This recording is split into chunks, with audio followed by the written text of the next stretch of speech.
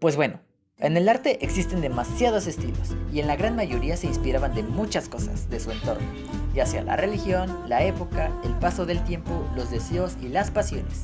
Pero, ¿qué pasa cuando las fuentes de inspiración trascienden a través de los sueños? Pero no de manera entendible, sino de una manera diferente, que demuestre una versión totalmente alejada de la realidad. Suena algo absurdo, pero sí, también es arte.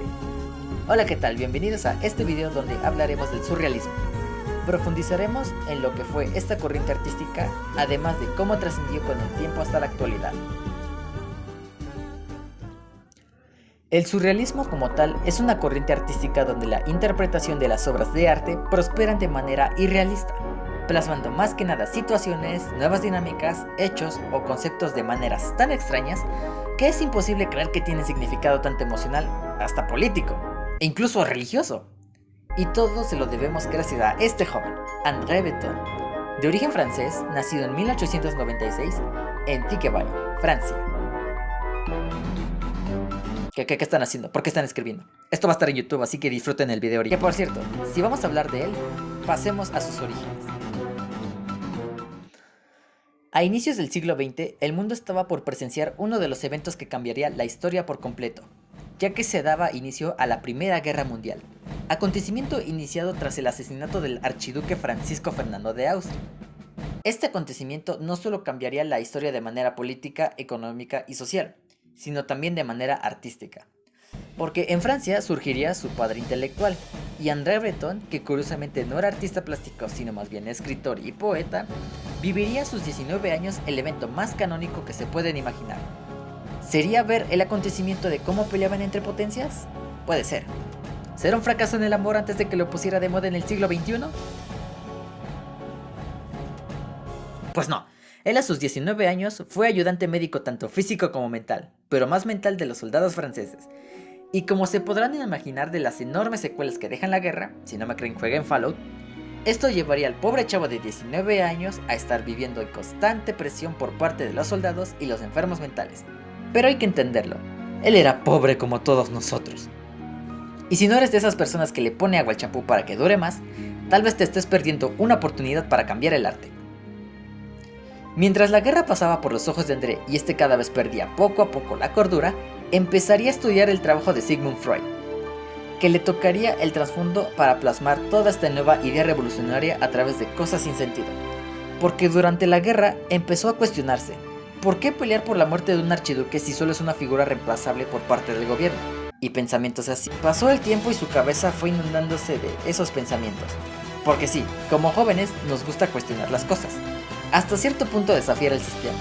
Y no mientan, ustedes también lo hacen.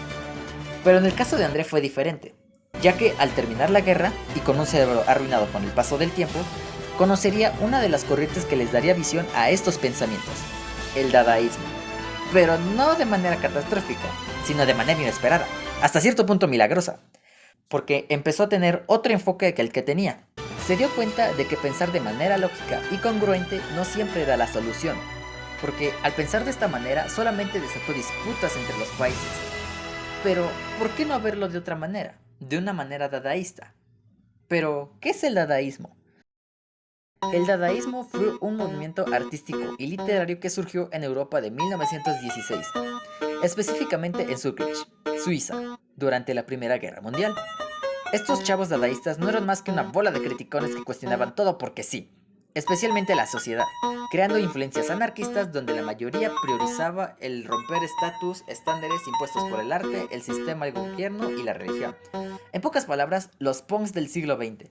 André, encantado por este movimiento y sobre todo con sus formas de expresiones artísticas, le dieron todo el panorama completo para hacer esta visión una realidad surrealista. Que bueno, hacer arte de dadaísmo no es tan difícil, ya que su arte consistía en sobreponer imágenes unas sobre otras, y de esta manera hacer sátira de lo que sea.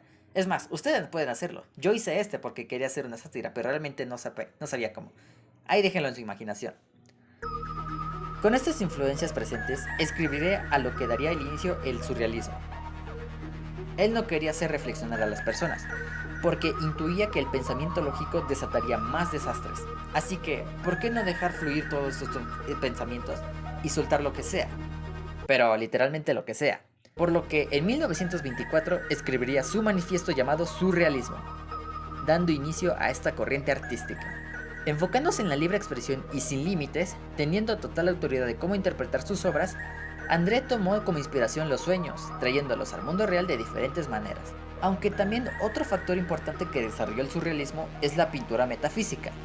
Su aspecto más llamativo de este modo de pinturas es que parecen espacios de otras dimensiones. Hay figuras geométricas por todas partes, el cielo parece un eterno atardecer y los mensajes de estas pinturas son de libre interpretación.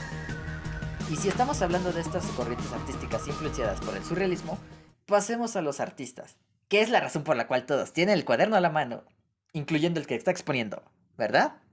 La idea del surrealismo aún no estaba forjada al 100%, pero esto no permitiría que pintores como Bosco pintarían estos cuadros hace 400 años.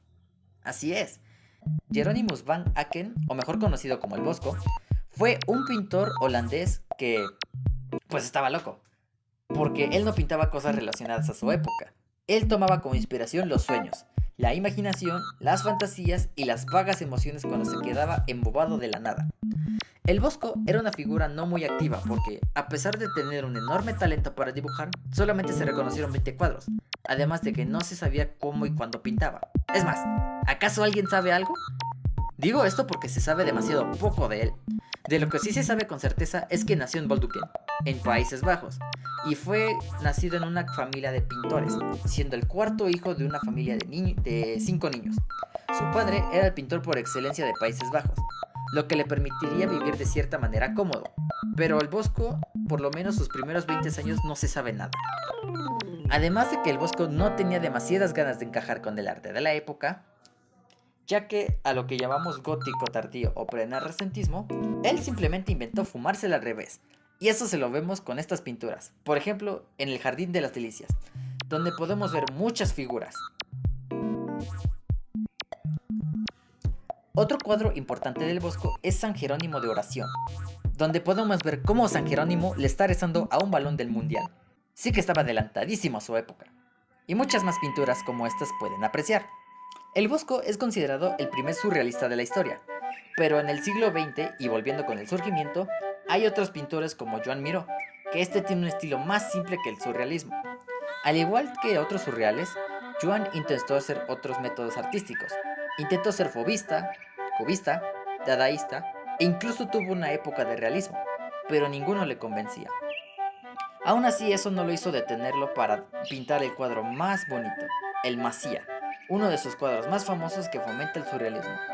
En este cuadro vemos la clara urgencia de explotar su imaginación usando técnicas de dibujo, el cómo juega con la perspectiva utilizando nuevos ángulos y jugando con la mente. Con este cuadro, Miró decidió abandonar el realismo y pasar al surrealismo al 100%. Él innovó en la integración de objetos mórbidos con cuerpos irreales, escenarios simples pero fuera de lo que conocemos, y sobre todo la misma interpretación de cualquier persona puede tener. O sea que todos pueden interpretarlo como sea. Y el cuadro que define esta expresión del surrealismo sería El campo labrado. Con esta pieza, Miró diría adiós al realismo y pasaría a ser el pintor surrealista más conocido de toda Cataluña, porque él era un pintor apreciado en todos estos aspectos. Pero en el surrealismo no solo son figuras básicas ni dibujos que parecen hechos por niños de 6 años. El surrealismo puede también tener diferentes trasfondos, y en esta sección veremos uno de los cuantos cuadros famosos que hay. Los amantes. Pintado por René Magritte, vemos como una pareja de amantes se están besando, pero sus rostros cubiertos por una manta blanca ocultando su identidad. El significado más popular de este cuadro es que cuando uno se enamora es más hermoso el amor cuando se desconoce a la persona, pero cuando se conoce se levanta el manto revelando quién es. Su segundo cuadro más famoso es El Hijo del Hombre, donde podemos ver al mismísimo René mientras una manzana cubre su rostro. Su representación es la de una persona que le gusta lo que hace, pero no le gusta la fama, por lo tanto demuestra sus habilidades pero siendo a la vez muy reservado. Y por cierto, un dato curioso de él es que cuando buscas un significado de sus pinturas, este se enojaba, porque para él el surrealismo no debe tener un significado, sino simplemente debe tener una interpretación de cualquier persona. En pocas palabras, que ellos mismos descubren su propio significado. Luego hay otros significados para los objetos materiales, como por ejemplo la manzana. Para algunas personas significa Adán y Eva o la eterna juventud, o incluso un comercial de martes de frescura de Walmart. Nadie sabe. Lo que se sabe es que le gustaban mucho las manzanas y tapar rostros, porque hay más cuadros de él siguiendo esta misma técnica, hasta pareciendo meme. Pero también en el surrealismo se ocupan otras características muy curiosas, y es que se usa el doble sentido, no como albur, sino más bien como una traición a la imagen, en donde hay objetos con un panorama blanco y hay un texto escribiendo lo contrario de lo que ves. Por ejemplo, en este cuadro donde dice en francés "esto no es una pipa", es el mayor ejemplo de esto. El surrealismo, como dijimos, es una libre expresión donde puedes hacer cualquier cosa. Puedes hacerte reír, llorar, enojarte, tener hambre, deseo sexual y demás cosas. Es más, ustedes mismos tienen sus propias interpretaciones surreales. Pero el pintor más famoso de esta corriente artística no tiene que faltar cuando se menciona del tema. Así es, estamos hablando de Salvador Dalí, o mejor conocido como el hater número 1 de México. Artista plástico español cuya fama se debe a sus creaciones y su visión tan diferente a la de la gente normal. Su fama trascendió no solo en las pinturas, ya que él era escritor. Intentó hacer cineasta con Luis Buñuel, el director de cine que le dio a México su época dorada. Pero donde es más reconocido es en las pinturas. Todos relacionamos algún cuadro del surrealismo a él.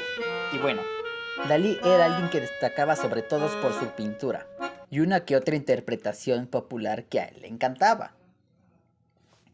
Gracias a él tenemos cuadros como Las tentaciones de San Antonio,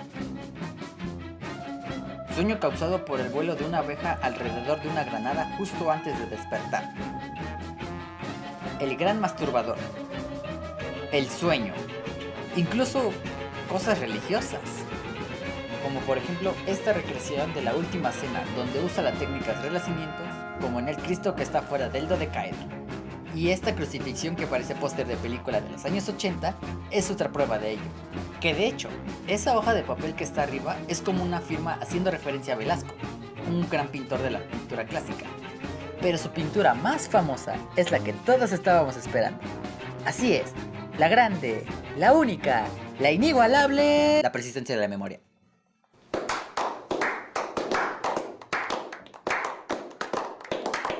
Donde podemos ver estos relojes derretidos inspirados en cómo se derrita el queso, junto con la teoría de la relatividad de Einstein, te daba una impresión de estos relojes. Además, este reloj lleno de hormigas para Dalí simboliza la muerte.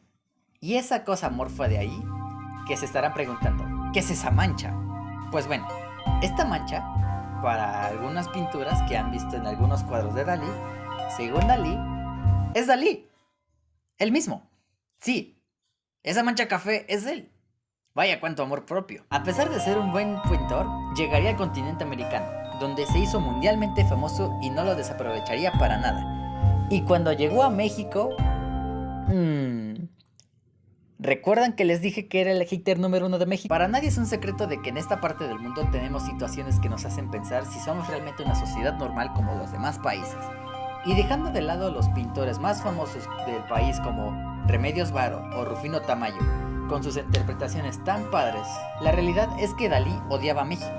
Esto se debe a que en nuestro trasfondo histórico hemos mezclado las tradiciones de nuestros antepasados hacia la modernidad. Tanto palabras, adjetivos, lugares, gastronomía y demás cosas, incluyendo el factor de que su amigo Luis Buñuel se nacionalizara mexicano, al igual que Remedios Varo, simplemente Salvador Dalí no soportaba estar ahí. Y cito, de ninguna manera vuelvo a México. No soporto estar en un país que sea más surrealista que mis pinturas.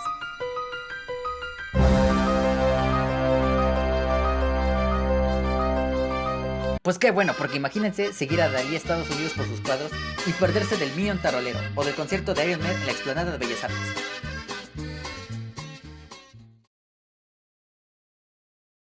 Pero como conclusión, el surrealismo es un método de expresión libre sin ningún tipo de límite. Puede llegar hasta donde lo desees. Y lamentablemente con el tiempo, esa chispa que se tuvo como una idea sin sentido fue transformándose en arte moderno. Ya saben, esas cosas que realmente no tienen sentido y tratan de idolatrarlos como si tuvieran un significado. Cosa que para nada tiene que ver con el surrealismo. Aunque el verdadero surrealismo siempre será recordado como un método de arte de libre expresión. Así es. Toda la vida hemos tenido y presenciado ciertos aspectos que nos han llenado cierta incertidumbre de qué es lo que podemos interpretar nosotros. Así que como lección para nosotros, los jóvenes, tenemos que empezar a liberar estas ideas. No importa si nos ven como locos, o drogados o lo que sea. Bueno, si usan drogas, eso ya no está chido. Pero el punto es de que traten de encontrarle un significado diferente a las cosas. No se conformen con lo que puedan encontrar en medios o las redes sociales. Simplemente hay que tener un pensamiento más surrealista, hasta cierto punto creativo. Y pues bueno, eso fue todo por mi parte. Yo soy Leo y sin nada más que decir, tengo que irme a bañar. Chao.